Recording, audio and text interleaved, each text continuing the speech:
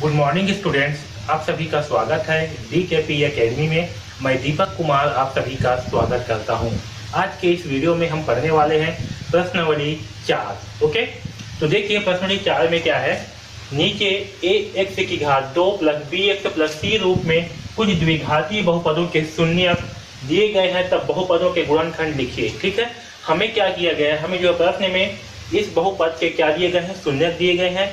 हमें जो है इनका गुणनखंड क्या होगा वो जो है लिखना है। ओके, तो देखिए इस प्रश्न को कैसे बनाते हैं, बहुत ही आसान सा है, 1 मिनट में आपसे बन जाएगा। ठीक है, देखिए यहाँ क्या दिया है हमें, शून्यक। ओके, तो पहले लिखेंगे हल।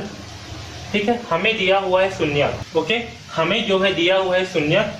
शून्यक बराबर क्या दिया है, 3 व 4। ओके, और ये जो शून्यक दिया है इसका मतलब क्या है, ये जो है हमारे x का मान है कि x का मान अगर हम इतना जो है इस बहुपद में रखेंगे तो हमें क्या प्राप्त होगा, शून्य प्राप्त होगा। ओके, यानी कि x का मान कितना है, 3 व x का मान जो है 4 है। ओके, अब देखिए जब 3 को जब पक्षांतर करेंगे x के साइड में तो क्या होगा, x से -3 बराबर होगा 0।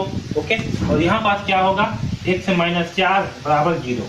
ओके, तो हमें जो है ये x से -3 है और यहाँ क्या है, x से -4, इसे हम लिखेंगे x से -3 इंटू x से -4, और ये जो है हमारा क्या है, गुणनखंड है। आया समझ में, ये इतना सा आसान सा है। ठीक है, सबसे पहले क्या किए, दिया है शून्यक। हमें शून्यक क्या दिया, 3 व 4, और ये जो बहुपद है ये शून्यक कब होगा, जब x का मान जो है 3 होगा और 4 होगा, इसलिए क्या होगा, x से बराबर 3 और x से बराबर 4। ओके, अब 3 पे जब पक्षांतर करेंगे तो क्या होगा, x -3 होगा, क्योंकि यहाँ पास x सामने क्या का चिन्ह है, धन का चिन्ह है, तो इस तरफ आके क्या हो जाएगा, माइनस का चिन्ह हो जाएगा। तो यहाँ होगा x -3 बराबर 0, यहाँ भी होगा x -4 बराबर 0। ओके, अब इन दोनों को हम साथ में लिख देंगे, x -3 इंटू x -4, तो ये जो है हमें गुणनखंड प्राप्त हुआ। ओके, तो ये जो है गुणनखंड है और यही हमारा उत्तर है। ठीक, तो इस प्रकार से हम इस पहला प्रश्न को हल करेंगे। ओके, तो आपको लिखना पड़ेगा यहाँ पास, अतः अभीष्ट गुणनखंड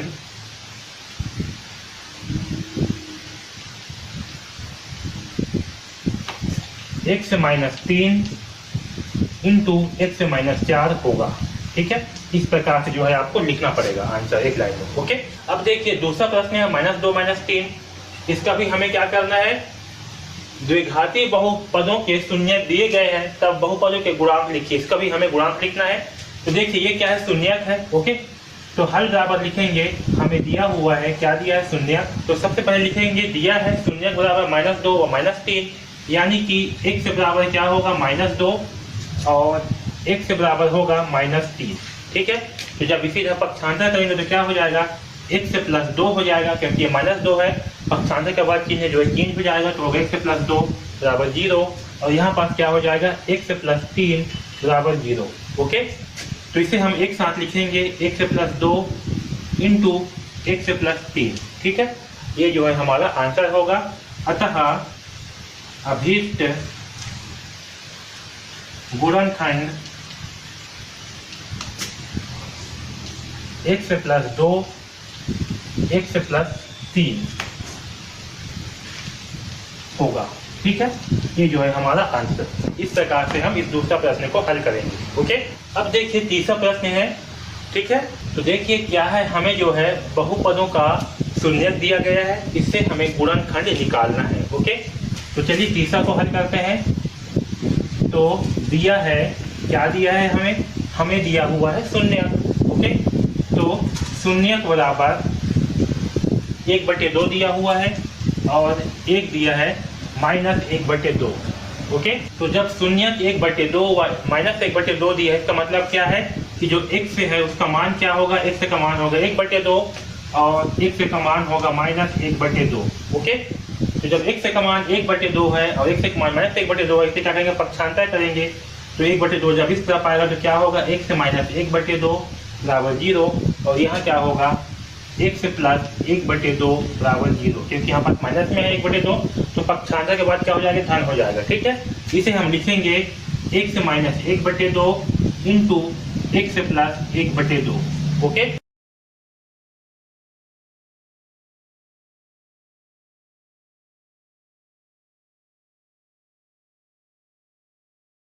अतः अभीष्ट गुणनखंड x से -1/2 इंटू x से +1/2 होगा। ठीक है, जिस प्रकार से हम इस तीसरा प्रश्न को हल करेंगे। ओके, अब देखिए चौथा प्रश्न क्या है, 15 और 17, ये क्या है, शून्यक है। ओके, हमें दिया हुआ है, हमें क्या दिया है, शून्यक। तो शून्यक बराबर क्या है, 15 और 17। ठीक है, 15 है और 17 है। ओके, तो इसे हम क्या लिखेंगे, इसे हम लिखेंगे x बराबर 15 और x बराबर 17 लिखेंगे। ओके, अब इसे जो है पक्षांतर करेंगे तो क्या होगा, x माइनस 15 बराबर 0 प्राप्त होगा और यहाँ पास जो है x माइनस 17 बराबर 0 प्राप्त होगा। ओके, इसे हम लिखेंगे x minus 15 into x minus 17 जो है लिखेंगे। ओके, अतः अभीष्ट गुणनखंड क्या प्राप्त होगा, हमें x माइनस 15 और x माइनस 17 होगा। ओके, आया समझ में। तो इस प्रकार से हम इस प्रश्न क्रमांक 4 को हल करेंगे। ओके, अब देखिए इस पांचवें प्रश्न में क्या दिया हुआ है, इसे भी हल करते हैं। हमें दिया हुआ है, क्या दिया है, हमें दिया है शून्यक। ओके, तो शून्यक का मान क्या दिया हुआ है, शून्यक बराबर -18 और 12 दिया हुआ है। ठीक है, तो -18 व 12। ओके, इसे हम क्या लिखेंगे, इसे हम लिखेंगे x बराबर -18 और इसे लिखेंगे x बराबर 12। ओके, क्योंकि x का मान ही क्या होता है, ये जो x का मान है तभी जो है ये शून्यक होगा, है ना। तो यहाँ पास इसे पक्षांतर करने पर क्या होगा, x माइनस 18, सॉरी यहाँ पास x, यहाँ पर 18 किस में है, माइनस में है, तो पक्षांतर के बाद हो जाएगा ये प्लस, तो x प्लस 18 बराबर 0 और यहाँ हो जाएगा x माइनस 12 बराबर 0। ओके, आया समझ में। इसे हम लिखेंगे x प्लस 18 और ये होगा x माइनस 12। ठीक है, इस प्रकार से जो है इसे हम लिखेंगे, यहाँ लिखना फिर, अतः अभीष्ट गुणनखंड x प्लस 18 x माइनस 12 होगा। ठीक है, ये जो है हमारा आंसर है। तो इस प्रकार से जो है हम, जब हमें शून्यक दिए गए हैं तब हम जो है उनसे गुणनखंड निकालेंगे। ओके, आया समझ में। तो इस प्रकार के प्रश्नों को ऐसे जो है हल करना है। ओके, अब देखिए प्रश्न क्रमांक 2 में क्या दिया है, निम्नलिखित बहुपदों के शून्यकों का योगफल और गुणनफल ज्ञात कीजिए। ओके, हमें क्या करना है, जो बहुपद है इसका योगफल और गुणनफल ज्ञात करना है शून्यकों का। ओके, तो चलिए इसे हल करते हैं। तो देखिए यहाँ पास क्या है, x का वर्ग प्लस 10x प्लस 24 का ax का वर्ग प्लस bx प्लस c से तुलना करने पर क्या होगा, a का मान इसके सामने कुछ नहीं है, मतलब 1 है, b का मान क्या होगा, 10 है। ओके, b बराबर 10 और c का मान कितना है, तो c का मान है 24। ओके, तो शून्यकों का योगफल, तो शून्यकों का योगफल बराबर क्या होगा, माइनस b बटे a और माइनस b का मान कितना है 10, यहाँ होगा -10 बटे a का मान कितना है 1, तो ये क्या होगा, ये होगा शून्यकों का योगफल। ओके, और दूसरा है शून्यकों का गुणनफल। तो शून्यकों का गुणनफल का फार्मूला क्या होता है, c बटे a। तो c बटे a, c का मान कितना है, तो c का मान है 24, यहाँ पास आएगा 24 बटे a का मान कितना है 1, तो यहाँ आएगा बटे 1, तो ये जो है गुणांक हुआ। ओके, तो ये दोनों जो है हमारे क्या है, आंसर। ठीक है, तो इस प्रकार से जो है हम शून्यकों का योगफल और गुणांक ज्ञात करेंगे। ओके, सबसे इंपॉर्टेंट इसमें इसे जो है ध्यान रखना जब हम इसे तुलना करेंगे। ओके, अब यहाँ देखिए दूसरा प्रश्न क्या है, 2x की घात 2 माइनस 7x माइनस 9। ओके, इसका हमें क्या करना है, शून्यकों का योगफल और गुणनफल निकालना है। तो इसका जो है हम ax की घात 2 प्लस bx प्लस c से तुलना करेंगे। ओके, तो तुलना करने पर हमें क्या प्राप्त होगा, a का मान प्राप्त होगा 2। ओके, b का मान क्या प्राप्त होगा हमें -7 और c का मान प्राप्त होगा -9। ओके, तो पहला है शून्यकों का योगफल। ओके, तो पहला क्या है, पहला है शून्यकों का योगफल। तो फिर शून्यकों का योगफल बराबर क्या होगा, -b बटे a। अब देखिए -b है और b का मान क्या है, -7, यानी कि -7 बटे 2 और यहाँ पास -7 है, तो ये क्या हो जाएंगे, दिन और दिन आपस में गुणा हो करके धन हो जाएगा, तो यहाँ आएगा 7 बटे 2। ओके, और दूसरा क्या है हमारे शून्यकों का गुणांक। तो शून्यकों का गुणनफल बराबर क्या होता है, c बटे a और c का मान कितना है, -9 और a का मान है 2, तो यहाँ आएगा -9 बटे 2। ओके, तो हमारा शून्यकों का गुणांक कितना होगा, शून्यकों का योगफल कितना होगा 7/2 और शून्यकों का गुणांक कितना होगा -9/2। ठीक है, ये जो है हमारा आंसर है। ओके, अब देखिए तीसरा प्रश्न क्या है, x की घात 2 + 11x + 30। इसका क्या करना है, इसका जो है हमें शून्यकों का योगफल और गुणांक जो है ज्ञात करना है, यानी कि गुणनफल ज्ञात करना है। ओके, तो x की घात 2 + 11x + 30 का ax की घात 2 + bx + c से तुलना करने पर, तो तुलना करने पर क्या होगा, a बराबर 1 प्राप्त होगा क्योंकि इस x के वर्ग के साथ में कुछ भी नहीं है। ओके, b बराबर क्या प्राप्त होगा हमें 11 और c बराबर क्या प्राप्त होगा हमें 30। ओके, आया समझ में इतना। अब देखिए हमें जो है शून्यकों का योगफल ज्ञात करनी है, योगफल। ओके, तो शून्यकों का योगफल बराबर क्या होता है -b/a और b का मान कितना है 11, तो यह हो जाएगा -11/a का मान कितना है 1, तो इसे हम क्या लिखेंगे, इसे हम लिखेंगे -11। ओके, तो हमारा आंसर क्या होगा -11। ओके, अब दूसरा हमें ज्ञात करना है शून्यकों का गुणनफल, शून्यकों का गुणनफल। ओके, तो शून्यकों का गुणनफल का मान क्या होगा c/a और c का मान क्या है, तो c का मान है 30, तो यहाँ लिखेंगे 30/1 क्योंकि a का मान कितना है 1, इसे हम लिखेंगे 30। ओके, तो हमारा ये होगा आंसर। ठीक है, तो शून्यकों का योगफल कितना होगा -11 और शून्यकों का गुणनफल कितना होगा 30 होगा।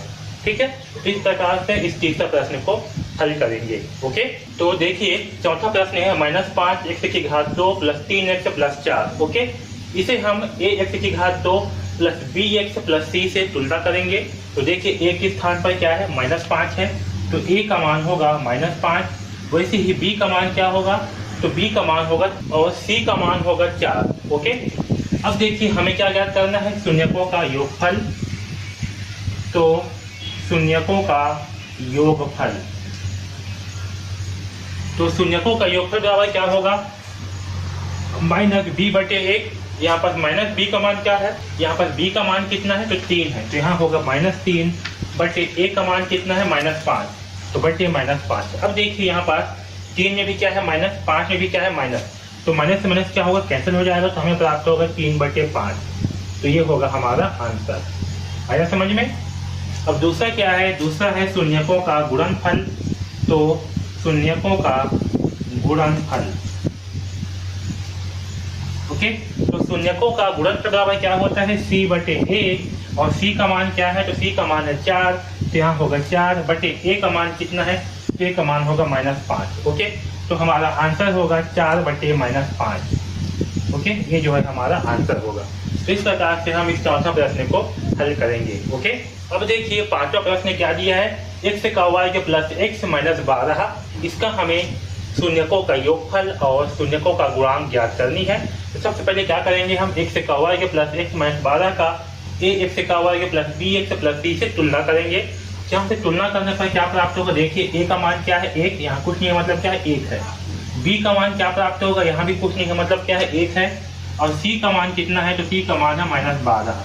ओके, तो यहाँ से शून्यकों का योगफल। ओके, तो शून्यकों का योगफल बराबर क्या होगा -b/a। ओके, और यहाँ हमें b का मान कितना है, तो b का मान जो है 1 है, इसलिए यहाँ होगा -1/a का मान कितना है 1 है, तो यहाँ आएगा 1। ओके, तो -1/1 को हम क्या लिखेंगे, इसे हम लिखेंगे -1। ठीक है, तो हमारा आंसर क्या होगा -1। अब देखिए शून्यकों का गुणनफल बराबर क्या होता है c/a। c का मान कितना है, तो c का मान है -12 और a का मान कितना है, तो a का मान है 1, तो -12/1 का मान क्या होगा, इसका मान होगा -12। ओके, तो ये हमारा आंसर होगा। ठीक है, तो इस प्रकार से शून्यकों का योगफल क्या होगा -1 और शून्यकों का गुणनफल क्या होगा -12। ओके, तो इस प्रकार से जो है हम शून्यकों का योगफल और गुणनफल ज्ञात करेंगे। ओके, तो इस वीडियो में बस इतना ही।